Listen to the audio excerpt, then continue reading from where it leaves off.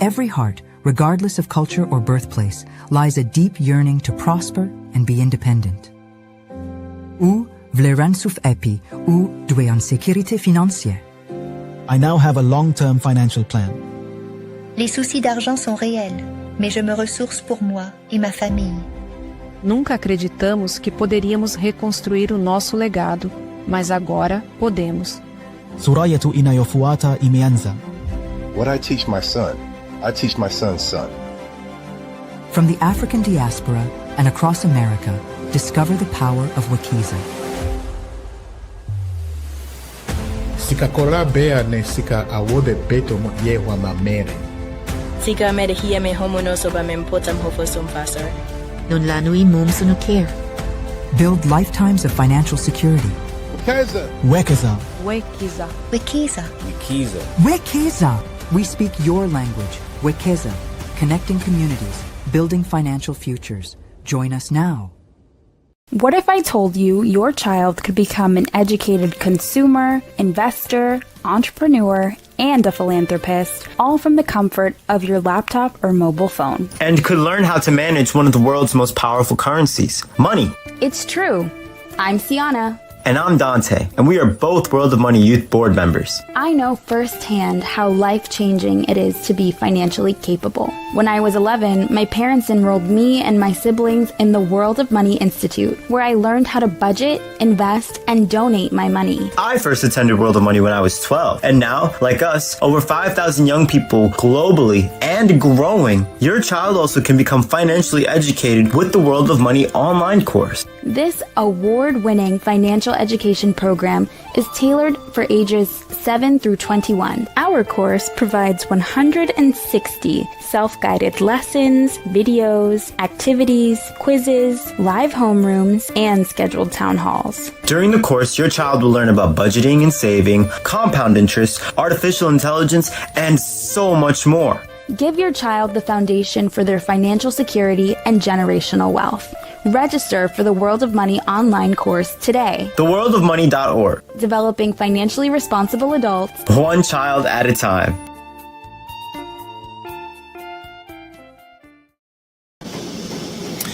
And greetings, everyone. My name is Sabrina Lamb, the founder and CEO of Wekeza and the host of Planet Wekeza, where your culture is business and financial education, as well as prosperity. Here at Planet Wekeza, we introduce you to, if you don't know them already, to expert thought leaders in the space of not only culture, but financial education, entrepreneurship, as well as growth and scaling, and just making sure that you know that financial education and just prosperity is not anything that is separate or not aligned with the African diaspora. It is underscored and accented right here at Planet Wekeza.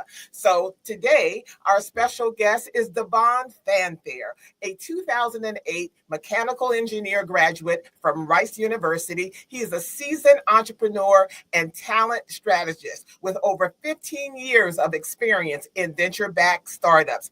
As a co-manager and partner of Devon Venture Studios, Devon and his co-managing partner, Miles Dotson, have realized over $100 million in value.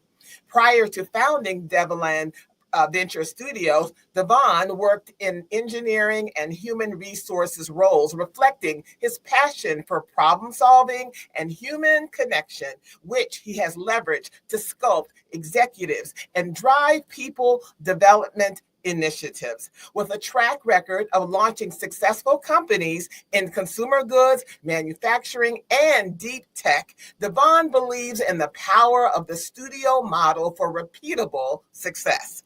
Devon believes in the power of the studio model for repeatable success, and because his extensive network of founders and investors have established him as a trusted figure in company building, making him a valuable addition to solving the gap in venture between idea stage to sustain revenue.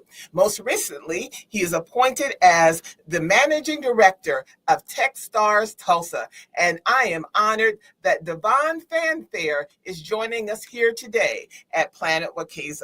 Hello, Devon. Hey, how we doing, Planet Wekeza? How are you?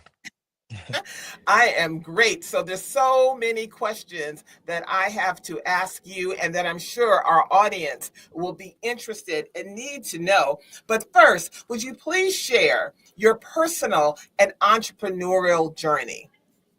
Yeah, Sabrina, thank you so much for having me. I really appreciate the opportunity to share. The intro was great. I think we're done here, so we can wrap it. It was a great intro. Just kidding. So my personal experience in entrepreneurship, it's I've always been the type of person that feels that an idea can turn into something that is irritating. If you sit with it long enough, it could turn into something that's intriguing. And if you sit with that long enough, it could turn into an innovation. Einstein says the smartest person in the room is not the smartest person in the room, but it's the person that is willing to think about a problem long enough. So I got an engineering degree. Being in Houston, not to go into oil and gas, if we're being honest, even though that's where they kind of want you to go. I just love the idea of problem solving and the method of problem solving. So even when I was at Rice, while running track and going through my engineering degree, I was working on projects out of curiosity. Like in 2005, can we create wireless headphones? Because those didn't exist. And I realized, which kind of speaks to the talent background that I have, is not to jump around, but when Facebook first came out, we were school number 15, I think. And I was in Facebook and I was looking around. And I said, wait a minute, I'm sitting in Facebook, my campus, in a real life, jump into the screen, Facebook. And I said, I will never be surrounded by this much talent ever again in my life, from professors, postdoc, undergrad, masters. So I just went on these ideas and curiosities of, can I create wireless headphones? Well, I had the leading electrical engineer professor, and then I had the leading mechanical engineer professor, and then I had, I was just asking them questions after questions, realizing like, oh, things that don't exist are possible. You just have to ask the right questions, either be in the right room, find the right room, get into the right room, and just continue to follow the trail. So that's where this idea of leaving your indelible mark. There's just got to be more to the 9 to 5 American dream. So that's where I kind of got into this idea of, I can create something, and if I had anything that I could bring my friends, my classmates to the table, we can conquer the world. So this entrepreneurship mindset has always been around. I've just been on a 20-year journey understanding how to commercialize it. Right. So that's kind of a journey, a number of opportunities. If you talk to my wife, she's like, you look in the garage, you'll see half of my projects there. But just being here to share this and to serve based on my experience, I'm really excited about. So you're at Rice, engineering. No, I'm not going to do the oil and gas. And so you love to problem solve. What makes an entrepreneur a successful entrepreneur? Or is that the trait of being, the foundational trait of being an entrepreneur, problem solving? I think is a combination of things, right? I think it's curiosity. I think it's obsession. I mean that in a positive way. There are things that our mind just does not stop thinking about, and there has to be a reason why, right? So being able to explore those obsessions, I think one of the advantages and gifts that I had is, I would say I went into a spiritual incubator to understand my purpose, my mission, why I'm here. I feel personally that I have lived a life of being over cared for. true or not, that was my perspective. So everything that I do and say yes to is my question is, does this make the end user feel over cared for? Because my mission in life is if I can be a part of something where people feel over cared for, they will take that excess care and use it to care for someone else. And now we've created a good a viral effect of care. So uh, knowing who you are and why you are and your purpose is important. Also understanding your limits, like where are your superpowers?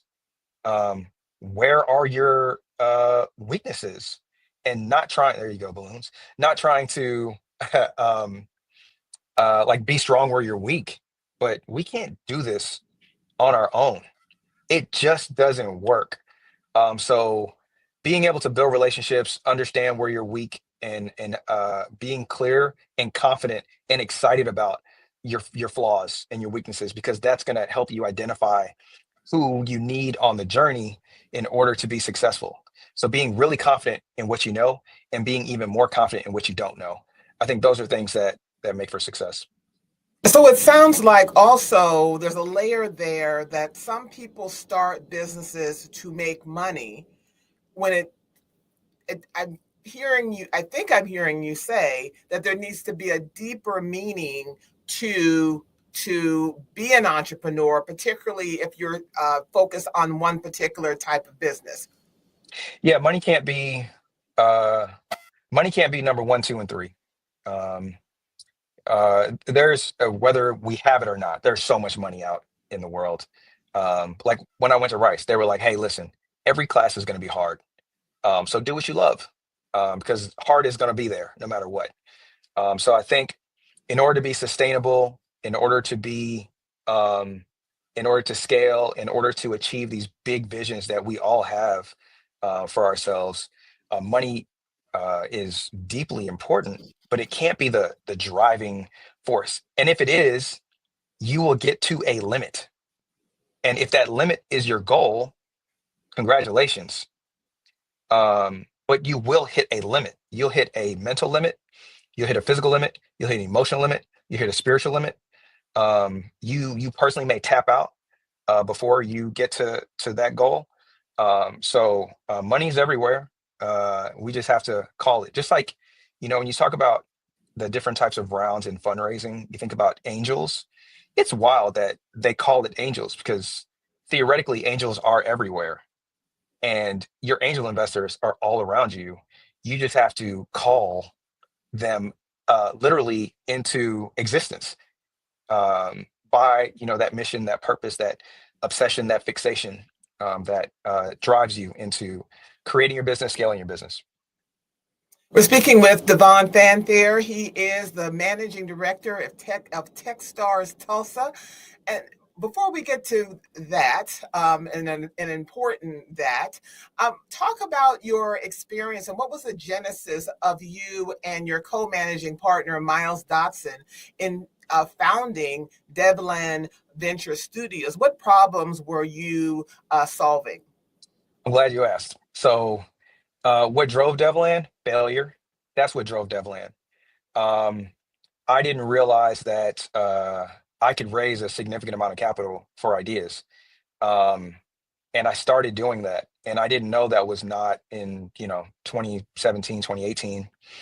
I didn't know that being in Houston as a young Black male, raising capital that had nothing to do with healthcare, finance, real estate, or energy was a big deal, or was a thing. So that was the first step into exploring ideas, getting to viability of ideas, then raising capital, and then not understanding the whole life cycle of venture and how this works. That turns into a failure. And my partner was like, "Hold on, man, we didn't fail." You do realize that we have experienced more than a significant amount of our peers have. Look how much we've learned. And that's when I was like, maybe depression doesn't have to feel so depressed. So we started writing curriculum around what we learned. Not what they theoretically say that must be, because market changes, but really around who we are, why we are, what we went after, what worked, what didn't work. And that's what led to a venture studio. We created this curriculum. We realized, based on our failures, we realized that um, with our community of brilliant builders and entrepreneurs, that trust is a really big factor in helping us grow. So we created the curriculum in the first few years. We gave out as much free information as possible, because the reason I did go into oil and gas, spoiler alert, because that's what you do in Texas, and I got out of oil and gas. And we realized that uh, we want to play in an abundant mindset space, and that is innovation, creation, entrepreneurship, startup versus scarcity. Now, in your startup, you may create scarcity mechanisms to drive customers, but it's out of abundance, right? It's out of discovery that you create what you create. So we built our reputation capital for 3 years, just giving out as much information as possible.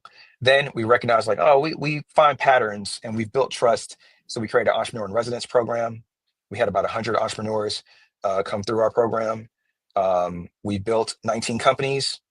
And then, entrepreneurs are hyper focused in the thing that they need to build, because if you don't build it, they won't come.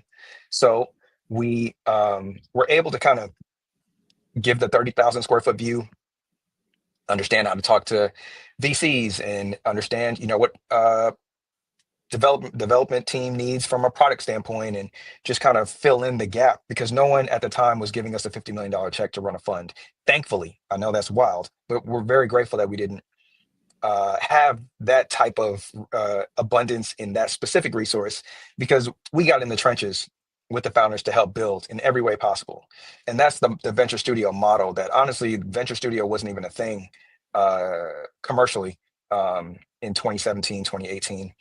So we built that out of the void. And those companies, 9 of those companies, have reached price rounds to now we've crossed like the 150 million mark in our kind of, portfolio companies, assets under management from that. So the venture studio was built out the void. We did it out the mud. And we have a saying that says advisors do work. So we're not just going to throw darts and, put our hands over our head, and we're going to get in the trenches. And that's what we're able to do. And we became operators that led us into building ecosystems and supporting ecosystems, and continuing the work that we're doing. You might consider those portfolio companies as your babies, but which baby kind of resonates do you think about today in terms of their growth from idea to execution and being a success? And if possible, name that company. Yeah, so babies, I'm glad you brought that term up, because I have a not so baby by the name of Sage. She's 9 years old, and she's already one of the coldest entrepreneurs that I've ever met, as you are aware, since you met her. The one thing, these are not our babies. I don't know about you, but I don't plan on selling my children, but I do plan on selling these businesses.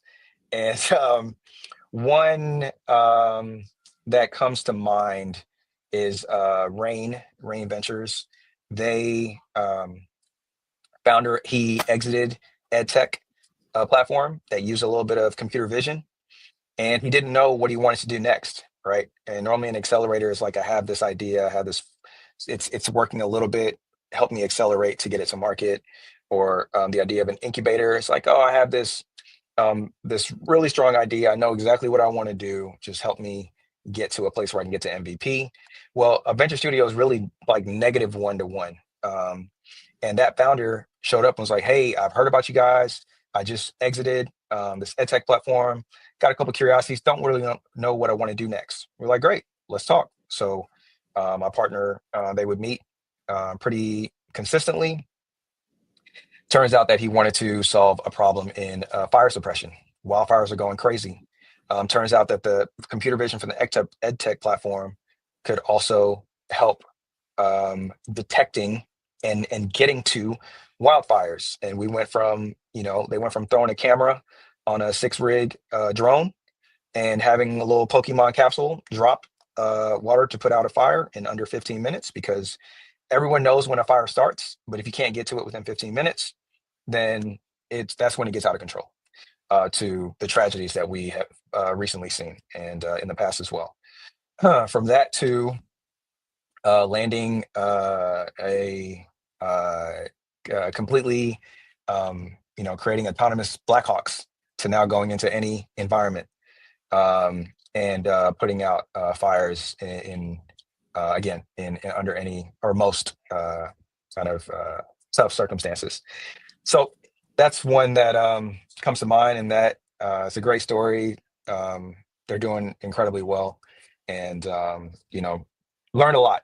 You learn a lot from the fails, and you actually learn a lot from the successes too, because you get to pick up patterns, and all of this is data that allows us to meet with founders like yourself and tell you everything that worked and everything that didn't, and how it specifically can fit your model. Because the more successes, Sabrina, we need 1,000 more Sabrinas, 10,000 more Sabrinas in this world. We need 10,000 more Devlands. So we really need to continue this abundant mindset and share as much as possible. And that's where we are. We just want to share. Fantastic. So there came a time, and I'm envisioning all of this, that you received an email or a phone call or a text message. And again, I'm envisioning this scenario that said, hey, let's sit down and talk about this opportunity in Tulsa. But first, as you go into that story, what is Techstars? For those who don't know, what is Techstars? Yeah, Techstars is a global accelerator. What's an accelerator? Right. What's an accelerator? So I wish there were more accelerators. Let me start there. But an accelerator is I have an idea. I've pursued my idea. I've gotten to an MVP. I'm starting to learn about my customer acquisition strategies, or I think that I have enough proof to believe that if I had some resources and some fine tuning, that this can actually scale. And by scale, reaching, when you sleep, you wake up to more adoption or more money in your own account. Can it work without you? Can it, reach millions? And now, with AI, which we can talk about later, but that's an accelerator. An accelerator sees that you already have some pretty significant momentum. You're willing to take certain risk and kind of be on that island to your family and your friends, because they don't really know what you're doing. And most importantly, they don't know why you're doing it, because you left your good job in order to throw yourself on Gilligan's Island and try to find your way back to land. So that's what an accelerator is. And Techstars is the best in the world. It's a global accelerator. We have about 35 programs. And we put some real capital into these founders. To be completely honest, once we invest, in some ways that founder becomes a millionaire. They have majority ownership of their company. Once we invest, their company has a valuation, meaning we're investing X amount of dollars at, public knowledge, 3 million, 3 to 5 mil. So at that point, we're making millionaires. And it's then we go through 13 weeks of like beautifully choreographed, hardcore workshops to help you understand what it means to be an executive, to help you understand what it means to grow your company and scale, and to adopt good habits as you build and grow your team, putting every resource around you, because now you're part of Techstars' portfolio. And the best thing a portfolio company can do after investment is full on support to do everything possible to help you achieve the vision that you sold yourself on and that you sold us on. And being in Tulsa, at this point, we are the only underrepresented program globally, and possibly the largest underrepresented accelerator in the country. So I am beyond grateful to be in this seat. And yeah, I don't know how many questions you're going to have around this Techstar situation, because I'm still trying to find words to explain the gratitude and the joy I have doing this work as DMD and your MD. Same here. What is so? There's Techstar locations all over the world, as you said, but what's unique for you in terms of accepting this very important responsibility made Tulsa unique? Maybe the offer could have come from Toronto or Norway. Yep. What about Tulsa that you said, I'm in? Yeah. So any opportunity to work in the Techstars universe is a gift. And Tulsa specifically. So DevLand, we started to gain our reputation capital and our executive function capital around the country. And to be in Tulsa, they were rebuilding the ecosystem that is basically a modern day Black Wall Street from 1920s, early 1920s. And George Kaiser and the George Kaiser Family Foundation decided to create a new type of archetype for billionaires. What happens if, instead of spreading your billions wide, what happens if you point it directly into a specific space around economic development?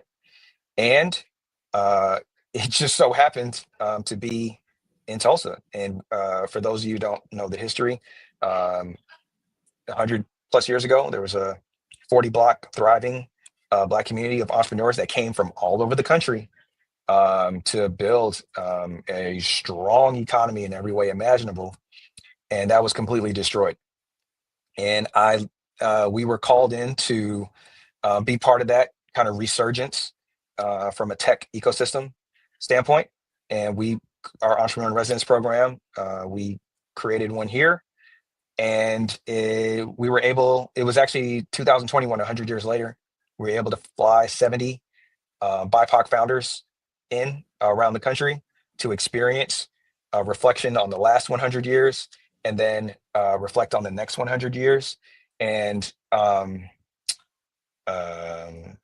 what I feel, and I think this is the gift that we get to be here to build on our ancestors' highly innovative and entrepreneurial legacies, is what would have happened if that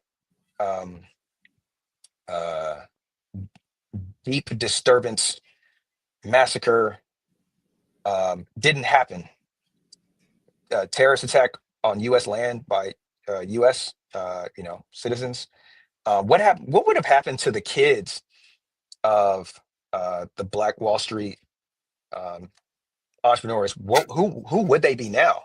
They would be the Bronnies of the world. They would be, the Magic Johnsons of the world. They would be the George Foreman Juniors of the world. They would be, and that's us. I think that's it was 2021, 10:29 p.m. We had a candlelight vigil. I was like, why 10:29?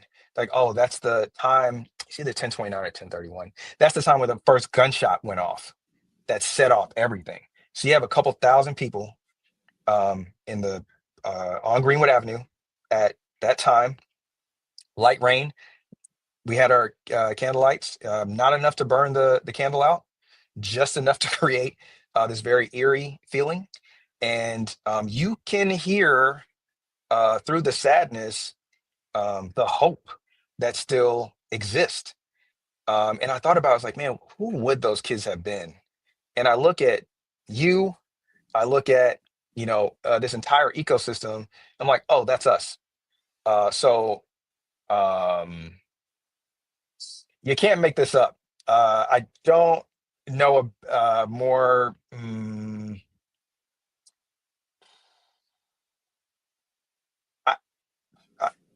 Life is too good to exaggerate. And there's no exaggeration in this. we get to build and continue a legacy, and we get to do it in an exponential way because of technology. So if you can't tell how bought in I am to the legacy of Tulsa, we can talk offline some more. Same here. As I say all the time, that Wekeza is perfectly aligned to the history and the hope and the determination of Tulsa. And I'm honored to be here. So for all of Planet Wekeza's podcast listeners who have an idea, have a business, would like to apply to Techstars Tulsa, how can they start to think about their application to make their application stand out to the thousands that Techstars receive?